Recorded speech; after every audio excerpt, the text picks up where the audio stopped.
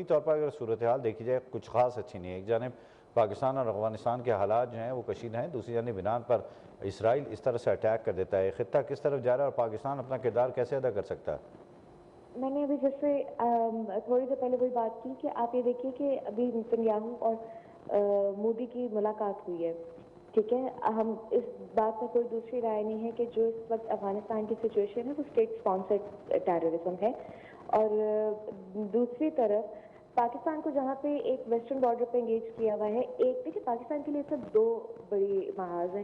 نہ صرف پاکستان کا محاذ ویسٹرن بارڈرز ہیں بلکہ پاکستان کا محاذ انٹرنل دہشت گردی بھی ہے. آپ کے دشمن یا تو صرف آپ کے ساتھ اس پہ بارڈرز پہ لڑ رہے ہو نا، آپ کے دشمن آپ کے اندر بھی موجود ہے جو کسی بھی وقت پھٹنے کے لیے تیار ہے. تو پاکستان کو یہاں پہ انگیج کر کے ایران کے اوپر حملہ ہو جانا، اگین میں وہی بات کروں گی کہ پچھلی دفعہ جب ایران کے اوپر اٹیک کیا گیا تھا تو پاکستان کا ایک بہت ہی پازیٹیو رول سامنے آیا تھا، جس کے بعد تشکر پاکستان کے نعرے لگے تھے ایران پارلیمنٹ کے اندر. تو اس خطے کے اندر آپ یہ دیکھیے کہ ایک جس کو کہتے ہیں نا وہ we are heading towards the third world war. It is the start میں بھی. دیکھیے شروعات تو بہت عرصے سے ہوئی ہوئی ہے، لیکن یہ ایک تیسری عالمی جنگ کے جو ہے وہ سمجھے کہ نکارے بجنا شروع ہو گئے ہیں. اچھا، اگر یہ جنگ تھوڑی سی طوالت اختیار کرتی ہے تو کیا ہونے جا رہا ہے؟ ایک جانب مسلم امہ جو ہے وہ فلسطین کے معاملے کوئی نہیں سلجھا پائی ہے. اگر یہ ایران اور اسرائیل کا معاملہ جس میں امریکہ اس کے ساتھ ہے شروع ہو جاتا ہے تو یہ کتنی خطرناک حد تک جا سکتا ہے؟ دیکھیں خطرناک حد تک تو جا سکتا ہے، لیکن جس طریقے سے ڈفرینٹ کنٹریز نے ایک دوسرے کے ساتھ ڈیفنس پیکٹس کیے ہیں، جیسے پاکستان کے ڈیفنس پیکٹ ہے ترکیہ کے ساتھ، پاکستان کا ڈیفنس پیکٹ ہے سعودیہ کے ساتھ، تو اس ٹائم پہ تمام امت مسلمہ کو ایک دوسرے کے ساتھ جو ہے وہ آپ یہ دیکھیں نا کہ او آئی سی تو غائب ہو گئی، او آئی سی تو کہیں پہ بھی نہیں ہے. ٹھیک ہے، جس طریقے سے نیٹو ہے اس طریقے سے مسلم دنیا کا ایک نیٹو الائنس بلڈ اپ ہو کے سامنے آنا چاہیے.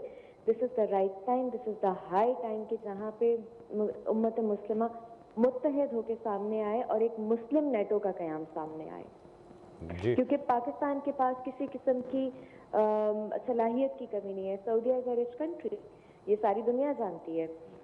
سملرلی ہمارا جس چیز کا ہمیں فائدہ ہے کہ پاکستان کے بہت برادرانہ تعلقات چائنا کے ساتھ ہیں. آپ ٹیکنالوجی میں چائنا کو مات نہیں دے سکتے. سو اس ٹائم پہ بہت ضرورت ہے امت مسلمہ کو اور ہمارے ان ممالک کے ساتھ ہمارے ڈیفنس پیک کرنے کی جو انتہائی خیر خواہ ہیں، تاکہ اس خطے کو اور خاص طور پہ اسلامی ممالک کی حفاظت کی جا سکے. اچھا صدہ ہمارے ساتھ موجود رہیے. اپنے ناظرین کو بھی اور آپ کو بھی اطلاع دیتے چلیں کہ اسرائیل نے ایران پر جو حملہ کیا ہے، سپریم لیڈر آیت اللہ خامنہ کے دفتر کے قریب ابتدائی حملہ کیا گیا. تہران میں کئی دھماکوں کی آواز سنی گئی، دھوئیں کے بادل اٹھائے ہیں. ایرانی میڈیا کے مطابق ایران کی دارالحکومت تہران میں شدید دھماکوں کی آوازیں سنی گئی ہیں.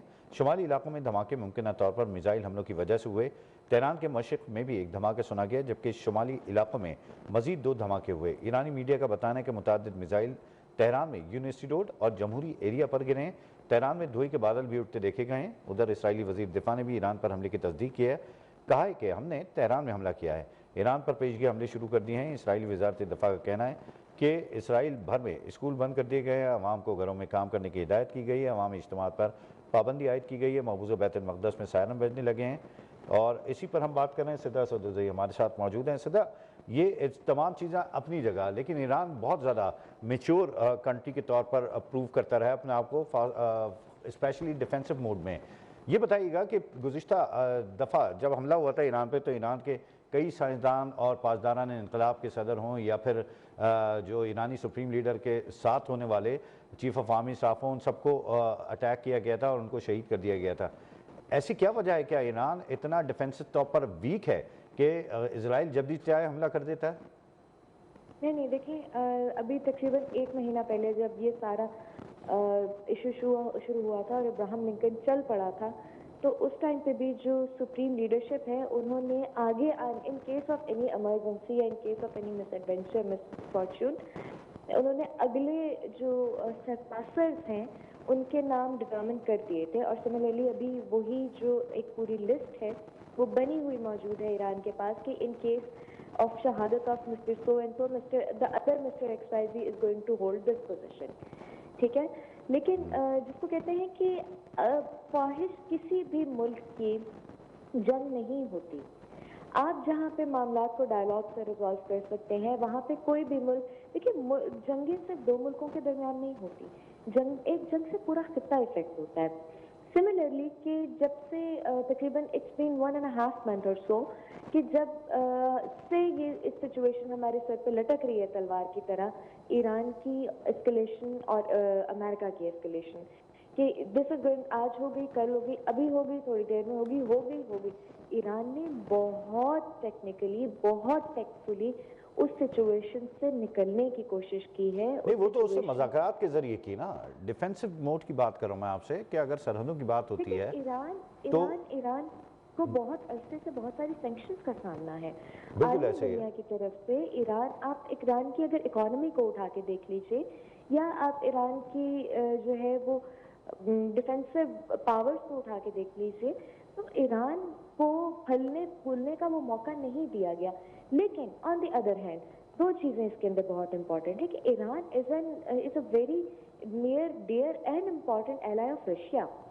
ईरान के अंदर बहुत सारी जो है वो, मैं रिपोर्ट्स देख रही थी कि चाइना की जो है वो पर डे 66 और 67 फ्लाइट्स आती हैं, आपकी कार्गो फ्लाइट्स आती हैं, वो चीज़ें रखती हैं, वो चीज़ें रख के चली जाती हैं।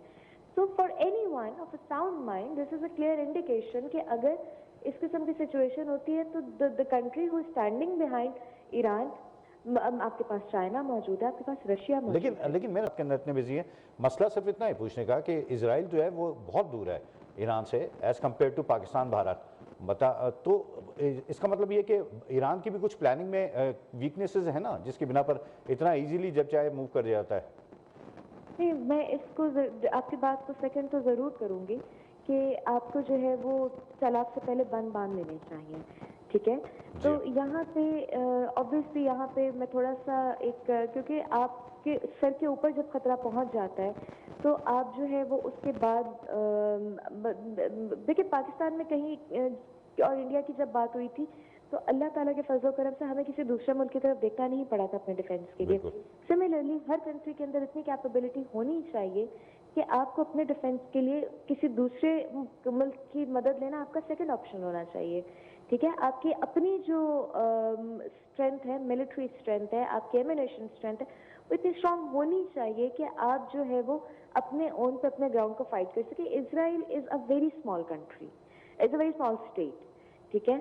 मतलब आप किसी भी तरीके से इजराइल जो है वो अमेरिका की बैकिंग के बगैर कुछ भी नहीं है, ना वो रकबे में बड़ी है, ना अमेरिका की बैकिंग के बगैर जो है उसकी अपनी एक वैल्यू हो सकती है। तो despite the sanctions, despite the fact आपके पास बहुत ज़्यादा ज़राए ऑयल के मौजूद थे, यूरेनियम के मौजूद थे, आपको अपने डिफेंस के लिए जो है वो इधर उधर देखने के बजाय you should have brought your defence up to the mark के आपको किसी दूसरे की तरफ ना देखना पड़ता। बिल्कुल ऐसे आपसे बड़ी ज़बरदस्त बात हो रही है, बहुत शुक्रिया आपके वक्त आप हमारे साथ मौजूद रहिए। ये बताइएगा कि ये जब कुछ इस तरह के मामलात होते हैं तो कुछ ना कुछ इससे कबल कैसे होता है, जैसे पाकिस्तान और अफगानिस्तान की जंग हुई तो अफगान वज़ीर ख़ारजा इंडिया में बैठे हुए थे और अभी जो ईरान